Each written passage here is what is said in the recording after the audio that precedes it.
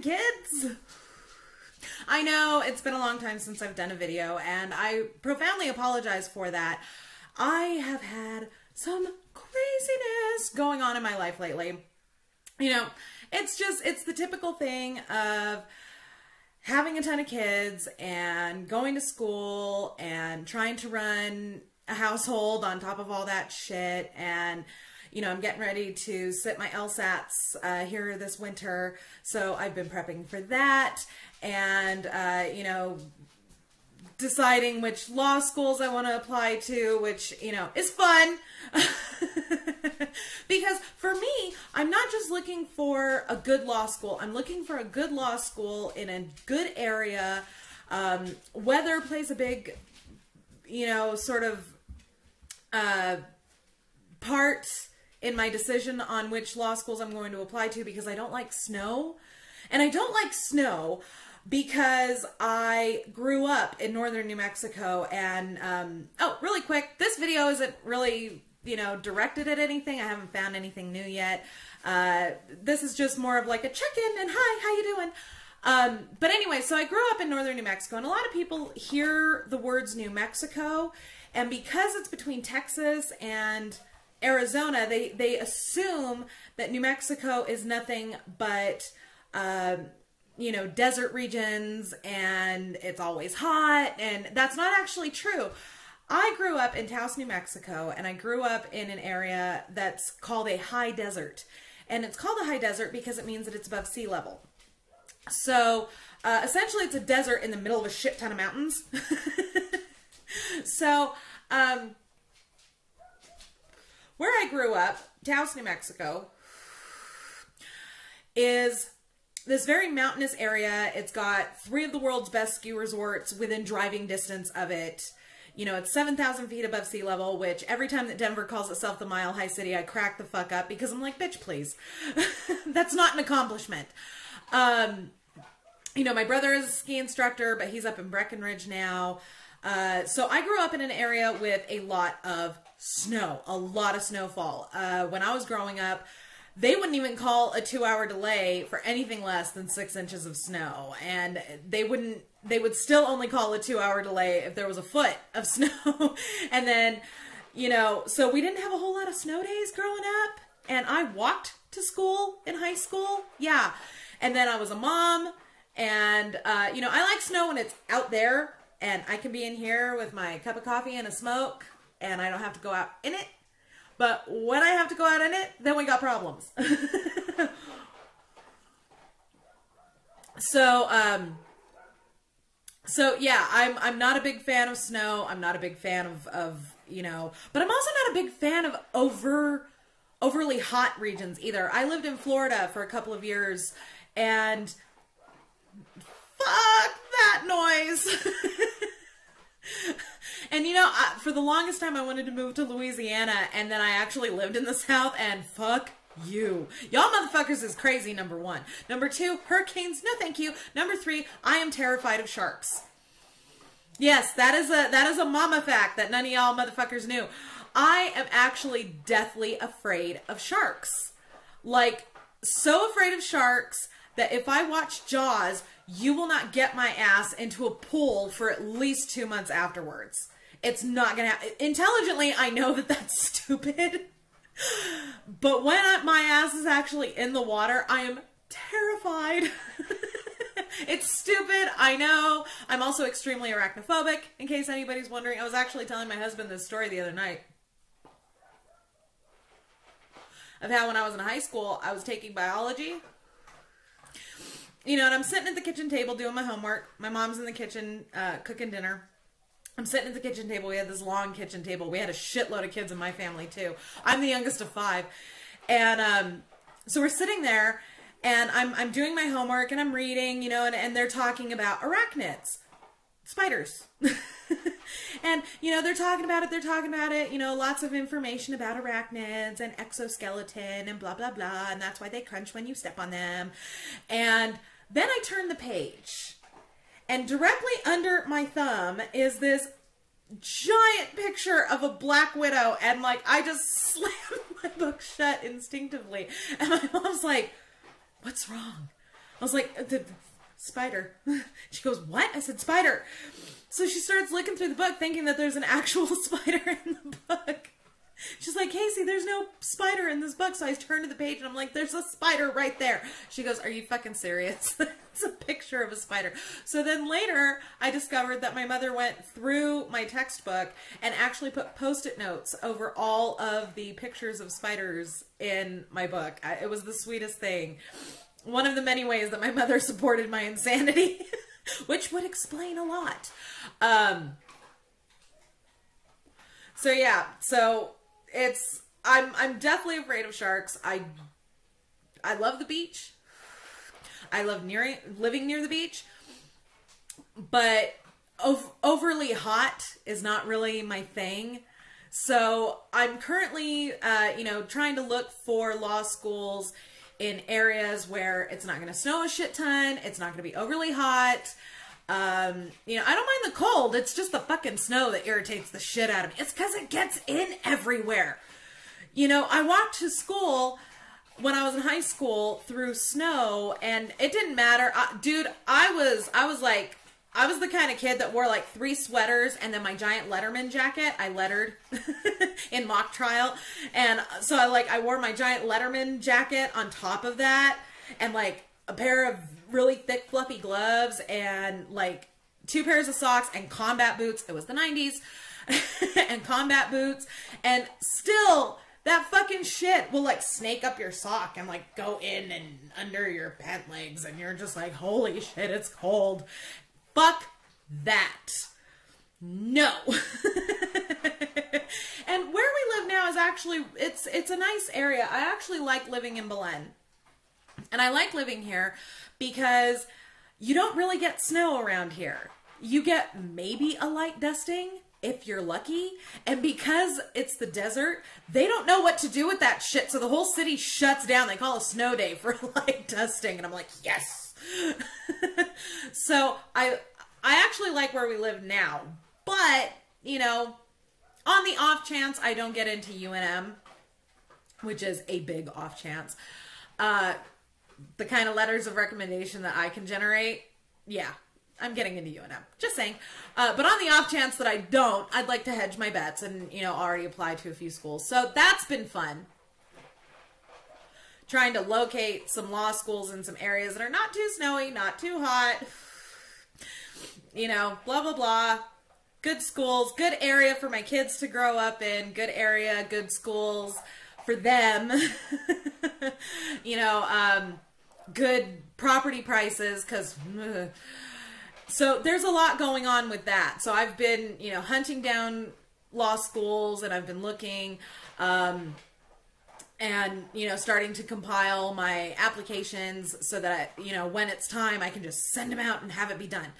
So it's been kind of hectic. It's been kind of hectic. And then you add on top of that, my oldest son just turned 18 last month. Yes, believe it or not, I have an 18-year-old son, and I'm a grandmother at 36. That's fantastic. Although she's the sweetest little baby. She really is. Oh my God. She's so cute and just so chubby. And I want to bite her legs over and over again.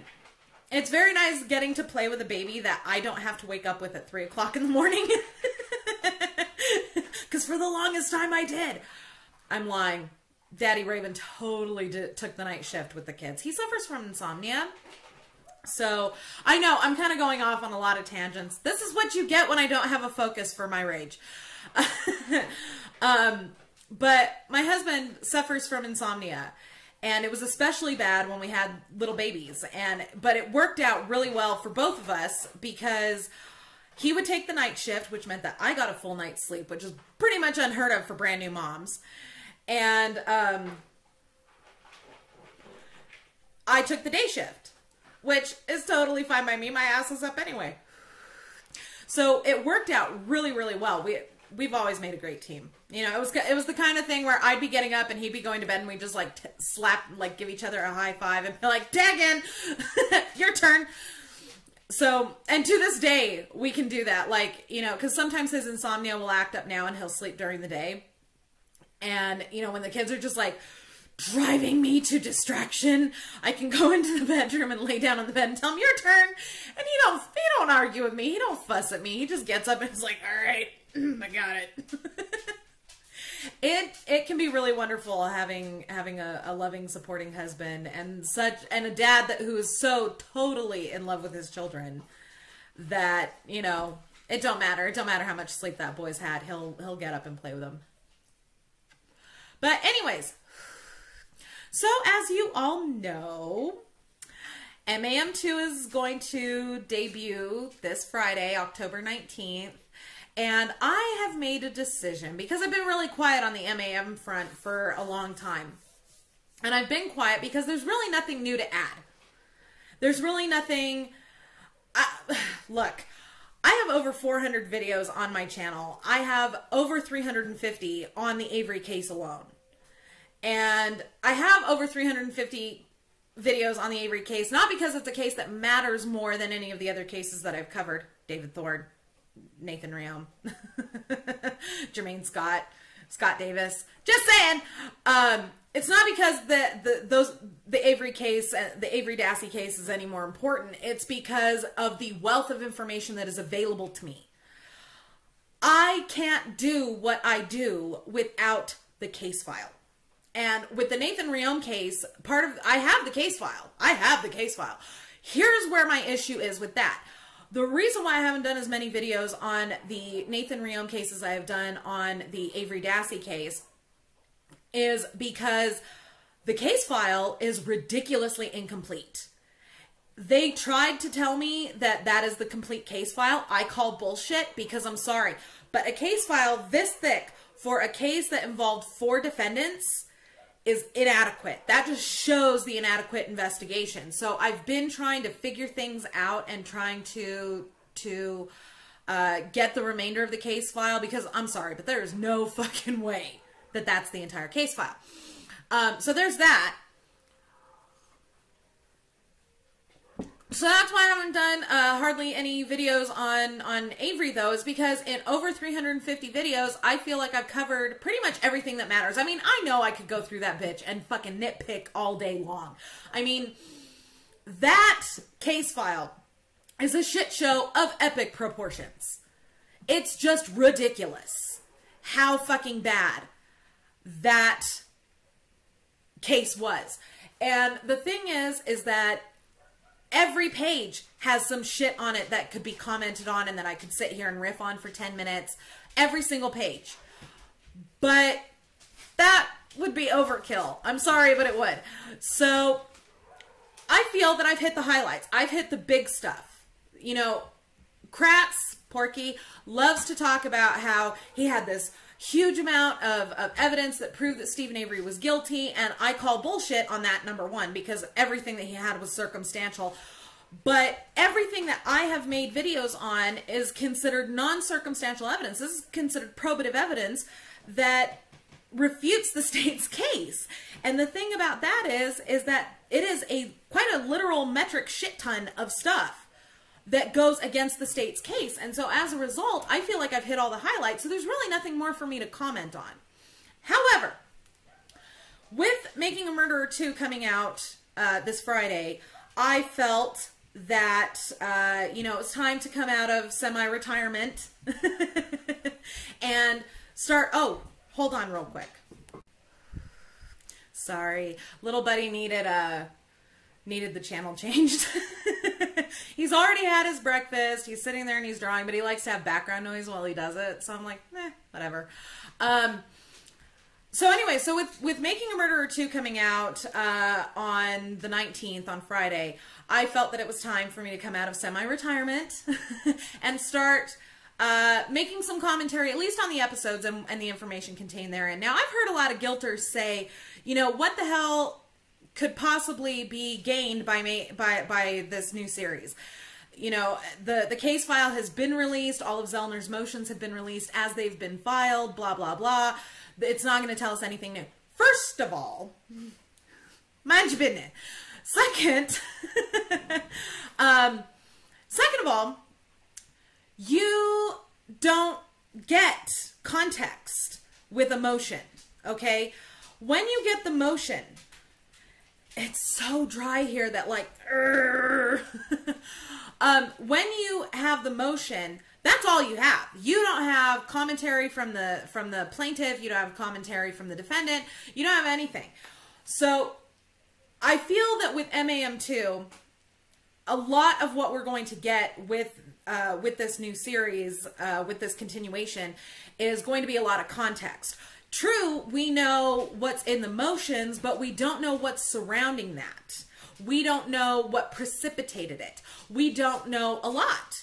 And so I feel that's going to answer some questions at the very least. Number two, MAM itself generated so much interest in this case that actually can only help. You know, so with the second season, it can only generate more interest. It can only further not only interest in the case, but also information and education as to our legal system in the first fucking place, which is quite frankly what we need in this country. I've heard a lot of people say, you know, especially now that MAM2 is coming out, you got a new wave of fucking, of people interested in the case. And I've heard a lot of people say, you know, it's not possible for lightning to strike the same place twice. First of all, yes, it is. On a long enough timeline, anything is possible. Number one. Number two, just because this would be the first truly publicly documented case of a double wrongful conviction for two separate convictions on the same defendant doesn't mean it hasn't happened before. I will admit that I have not researched how often it has happened. I will admit that I have not researched any other cases where it might have happened. But, you know, come on. And number three, a lot of people seem to think that any sort of British or UK examples don't count because it's not American. Do you know what our legal system is based on, people? Do you get that? Okay, real quick history lesson. American law, the American judicial system, is based off of English common law. Why? Because that's the motherfuckers that settled this goddamn country. Of course, those are the motherfuckers who settled every country. Damn near. But that's not the point. The point is that that was the system that the colonizers knew. And so that's what they based it off of. So there's a lot of parallels between British justice and American justice. So there's quite a few cases in England alone over the course of the centuries where there were two, you know, blatantly wrongful convictions on the same defendant. It happens. Not often, but it does happen. And to point at that and be like, oh, you know, it's not possible for one guy to be convicted wrongly for two crimes. Yes, it is. It very much is. And the second I've learned this, if I've learned nothing else in my 36 years, I've learned this. The second that you say it's not possible, that's the minute that shit fucking happens. Okay? A lot of you guilters like to sit here and act like you're immune in some way. The latest sip of Java. 'Tis the season. A lot of you like to sit here and act like, you know, wrongful conviction just is not a thing. First of all, you seem to forget that while our judicial system is extremely reliable and it's a good system in theory, you forget the human element. And humans are fallible. Newsflash! But when you get the human element involved, you get involved a lot of preconceived notions, confirmation bias, prejudice, bigotry. And, you know, bigotry doesn't just have to be between races or between genders or between sexual orientations. It can be between class. It can be between, you know, income brackets. It can be just in general, you know?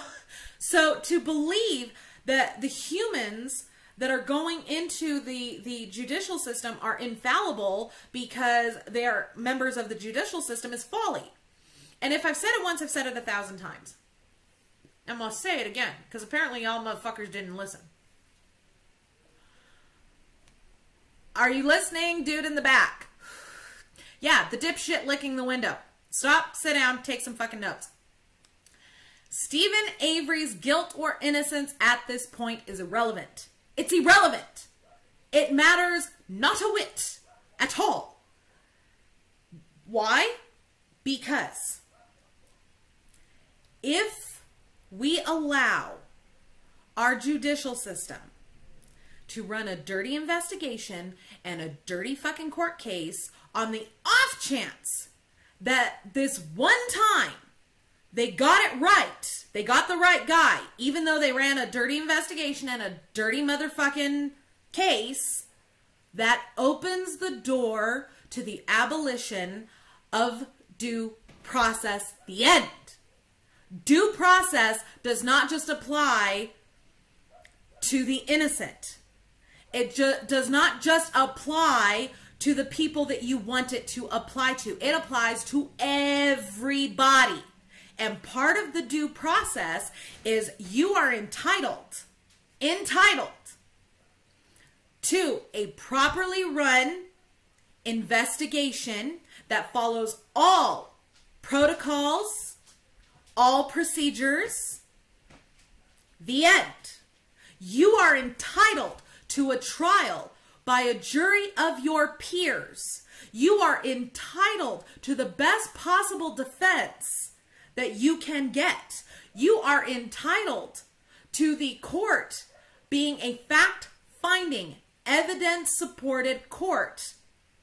Not a court run by public opinion, not a court run by the media, not a court run by a stupid judge, not a court who allows an idiotic, sexually repressed, drug addict, sex offender to use it as his own personal fucking three-ring circus.